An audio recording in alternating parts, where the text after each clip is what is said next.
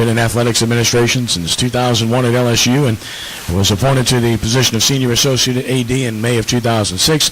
Supervises football operations, scheduling, very important, men's and women's track and field programs, and so much more. From New Iberia, played inside linebacker for the Tigers from 86 through 89, part of 2 SEC championship teams. Teams went to 4 bowl games. And, of course, he's been involved in the LSU Athletic Foundation, involved in the Tiger Athletic Foundation previously. He's done everything you can possibly do at his alma mater, which, by the way, is now 2-0 and ranked 8th in this week's latest poll, and climbing, as they say, with a bullet, right? With that in mind, the LSU Tigers play Kent State 6 p.m. Saturday. Please give a warm welcome to Verge Ausberry of LSU. Verge? Thank you. It's always good to be here to speak to this group. And Ken called me. I was looking at the schedule and make sure we won the game the week before. So as the schedule, I look at that schedule and say, this is the week I'm coming to speak to groups.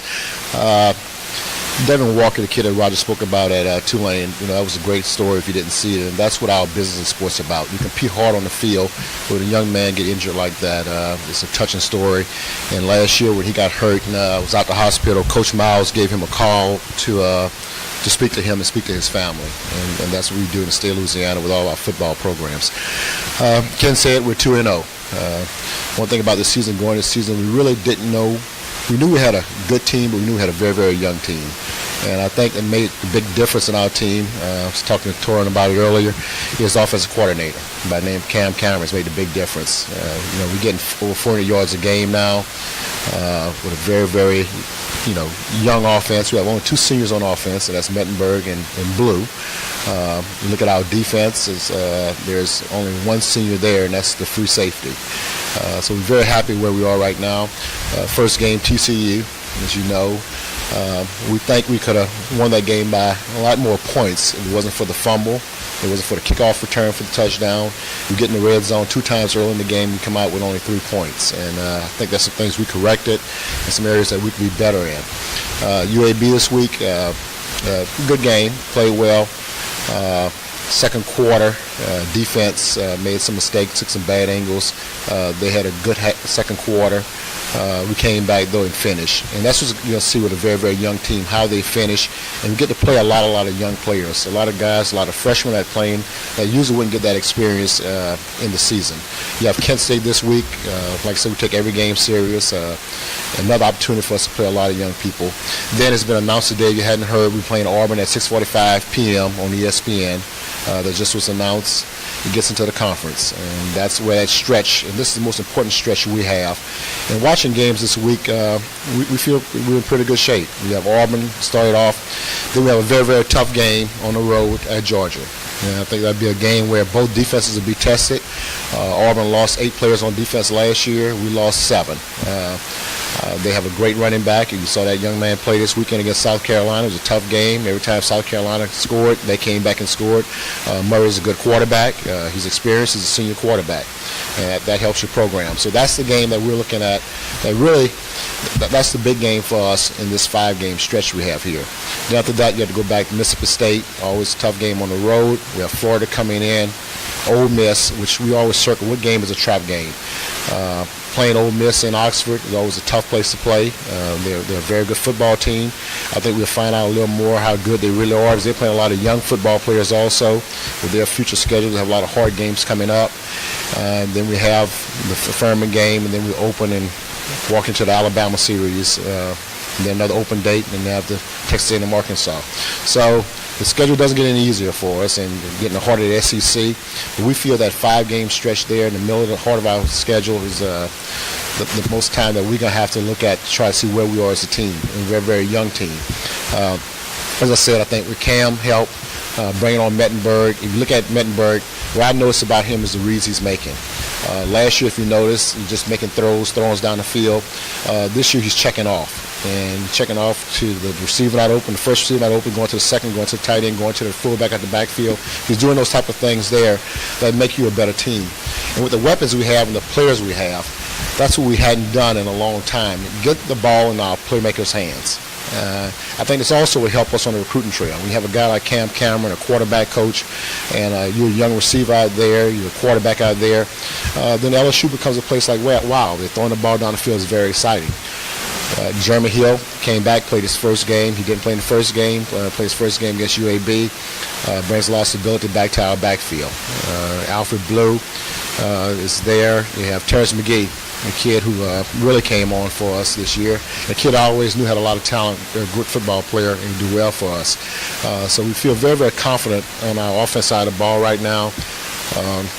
Odell Beckham Jr., New Orleans guy from Newman High here. What could you say?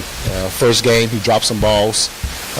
This game here, he had a big game, a real big game.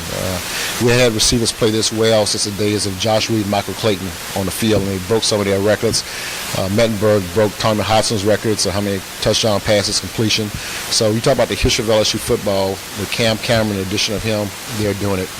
On the defense side of the ball, Coach Chief Chavas is never happy, especially when we give up touchdowns and give up plays. We're dealing with a very, very young defense. The strength of our defense is the linebacker position. We're rotating a lot of guys in there, playing a lot of guys. You have Barrow, who's another New Orleans kid. We have him on the outside, might be bringing him back on the inside, play the middle part, and young linebackers on the outside. The defensive line, doing very well. We're surprised because none of these guys we have up there played last year. Not much playing time, and these are all newcomers in. Allen has really come on and been a big surprise for us at the defensive end position. I'm very, very happy how we progressed on defense. I think the secondary is some things where we might be talking about some young kids we have back there at the safety position, the cornerback position, where we need to do some improvement at. And I think the big test is going to come in when we play a guy like Murray at Georgia, a guy who throw the ball down the field who has good receivers, and that'll be our big test on the defense side of the ball. So overall, we're very happy to be where we are right now. It should be 2-0. But we have a lot of football left to play, and it's a long football season, especially when we get in the SEC conference. I'll open it up for any questions. Yes, sir. Yes, I am.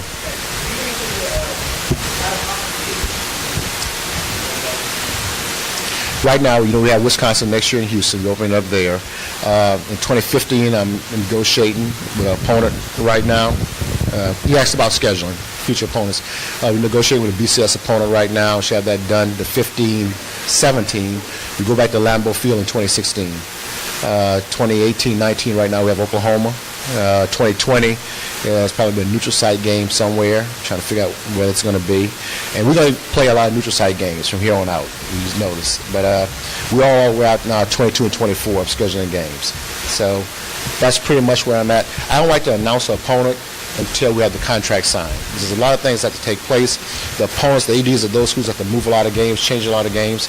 And in this day and age, the neutral site games are a big thing. We deal with the opponents and ESPN conglomerate we deal with to get those games set up. Oklahoma game will be a very good game. Mm-hmm. Yes, sir.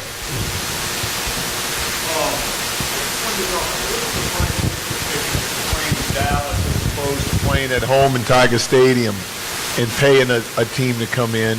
And also, who is the last word on deciding who gets on the schedule or not? Like, who do you have to run it by, or does it go before a board? Or No. I'm pretty much the final decision maker. When meet with Coach Miles, we meet together, get together, teams we want to play and how we want to play them. The player game in Dallas, the players games that we're playing, they range anywhere from $3.2 million all the way to $4.3 million a game we play it. You're talking about bringing in an opponent. You bring in an opponent, if it's a BCS opponent, we usually do a swap, a home and home. We get $500,000 when we go there. They get $500,000 to come here. Remember, we play those games, there's no expenses to that. We really make about $2.8 million a home game after you pay all the expenses. But about $3.8-4 million a game, but it goes back down to about 2.8.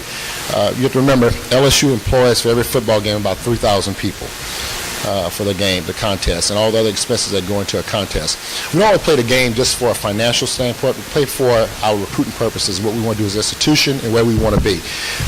LSU, we're a national team. You know, Alabama's doing the same thing. They followed us to Dallas. They played in Atlanta. The next few years, they're going to play Dallas again. We want to be in places like Dallas. We want to be places in Houston. You have to remember, that's LSU's largest alumni base in the state of Texas, and especially in the city of Houston. That's where we want to play. It also gives our kids, the kids that we're recruiting at LSU, all our kids, let's be honest, they have a future and they would look at playing in the NFL and playing on Sundays. So it's not only giving us opportunity to play in cities where we recruit at, but also play in cities where and play in NFL venues where the players we're recruiting, you can also you play 7 top games in one of the best venues in the country, but also you get to play in an NFL stadium where you want to be.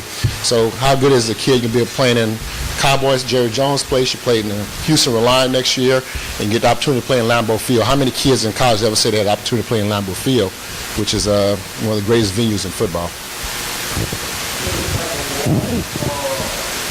No, we come out on the better end. We come out on the better end. We play those games.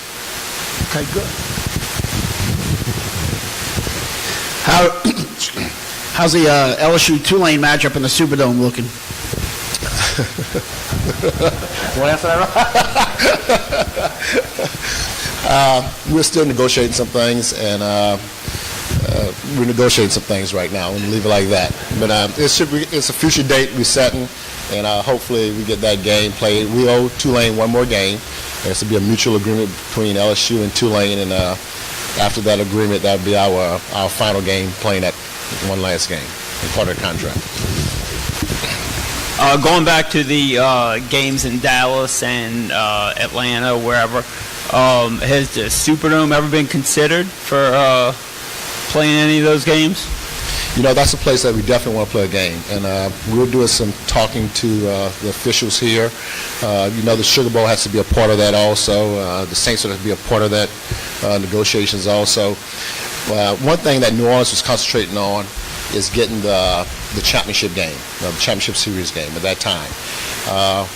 One thing about the Superdome, Benson really doesn't own the Dome. State owns the Dome. Whereas other venues, the owners own those places. And when you have a $1.3 billion building like Jerry Jones, you have to have more than 8 football games a year in there to make those numbers work.